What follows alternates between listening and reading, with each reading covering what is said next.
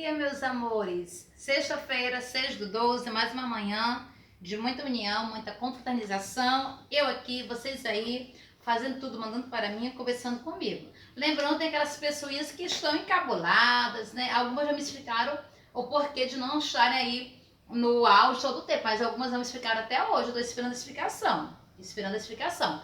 Anotando a agenda. Referência bíblica, Gênesis 15:1. Anota na sua agenda, tá bom? Essa referência e medita comigo.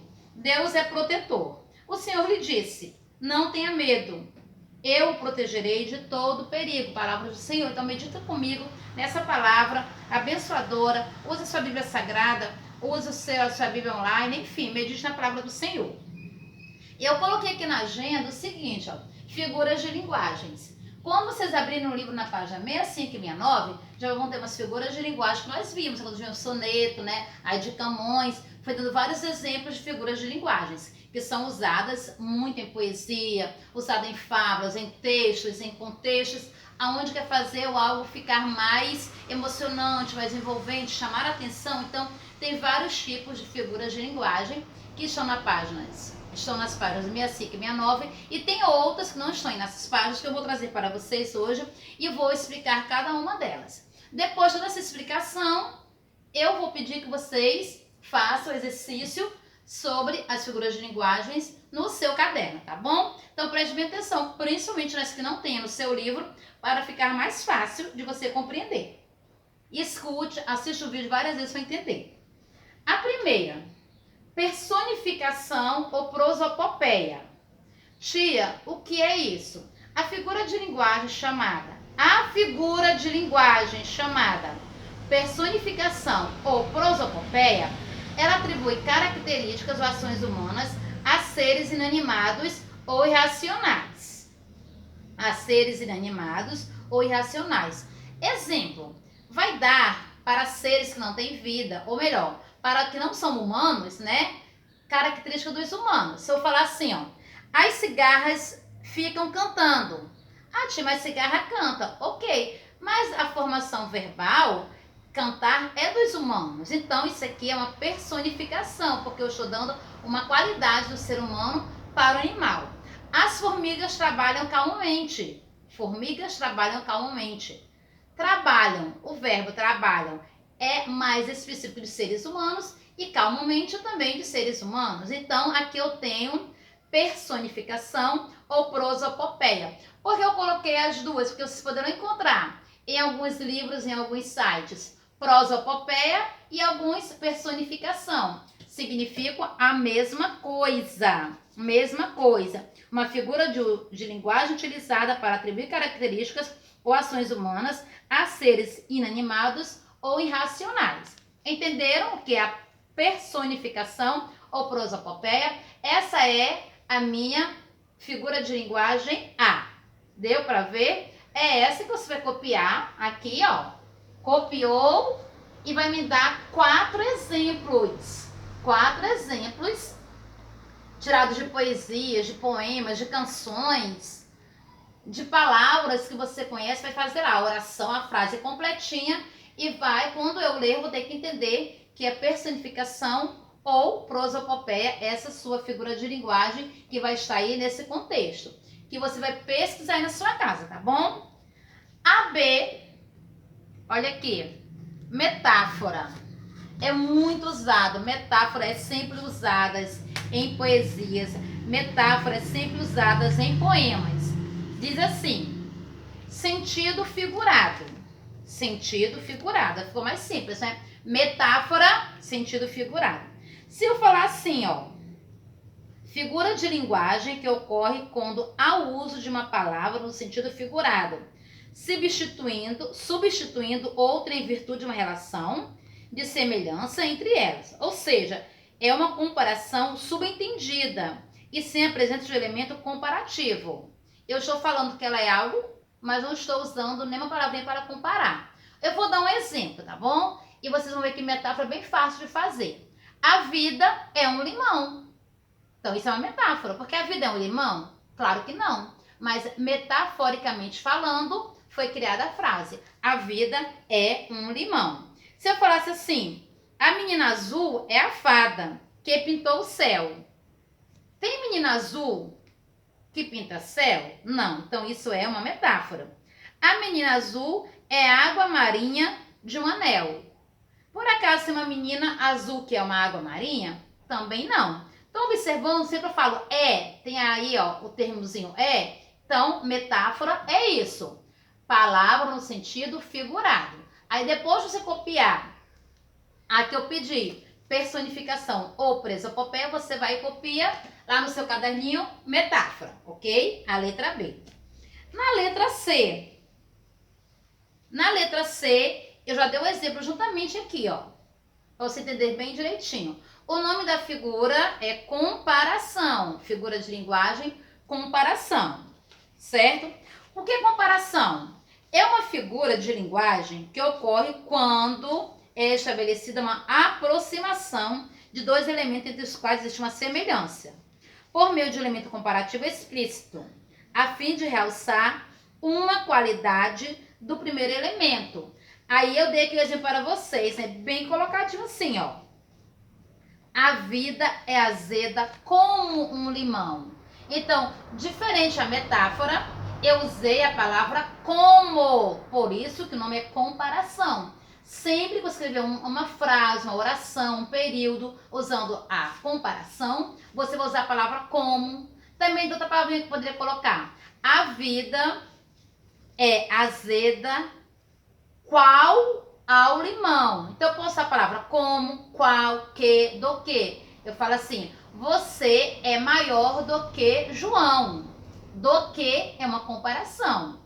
Ok? Deu para entender o que é comparação? Bem facinho também, né? Então, a minha figura de linguagem C chama-se comparação. Deu para entender? Deu para copiar? Você vai copiar comparação, até colocar aqui, ó, comparação no seu caderninho e vai dando aí os 4 exemplos, tá bom? Entendido comparação? Vem uma outra que tá aí no livrinho de vocês. Agora sim, tá no livro, né? Olha aí. Antítese, página 65. Tem vários exemplos. O que é antítese, tia Raquel, só para eu relembrar? Sentido contrário. Tem aí o verso que diz: não existiria som se não houvesse o silêncio. Não haveria luz se não fosse escuridão. Sentido contrário. Eu falo de som e falo de silêncio. Falo de luz e falo de escuridão. Então, antítese tem sentido contrário. Tá escrito aí no seu livro bem explicado. Entendeu? Escreveu antítese e vai me dar 4 exemplos de antíteses. Figura de linguagem com antítese.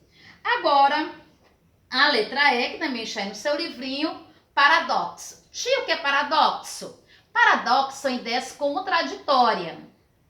Tem aí um verso, né, que fala assim: amor é fogo que arde sem se ver. Como é que o fogo vai arder e não vai se ver? Isso é contraditório. É ferida que dói e não se sente. Como é que tem uma ferida, dói e não sente? É contraditório também. Então, sempre que houver frases, palavras com sentidos contraditórios, se contradizendo, eu digo que houve um paradoxo. Exemplo: meus olhos andam cegos a te ver. Como é que tem olhos e andam cegos? Então, esses aqui são colocados em poesias, são colocados em música. Você vai, coloca a palavra paradoxo e escreva 4 exemplos de paradoxos para mim. Mudando aí na página 66, lá na 67, já chegando na 67, que na 66 tem vários exemplos também. Na 67, anáfora. Tia, o que é a figura de linguagem chamada anáfora? Está no seu livro escrito, ó. A repetição de palavras no início de versos ou orações, com a intenção de enfatizar uma ideia chamada anáfora. Chamar a atenção do leitor quando eu digo assim, ó, vou pulsando a guitarra, corda a corda.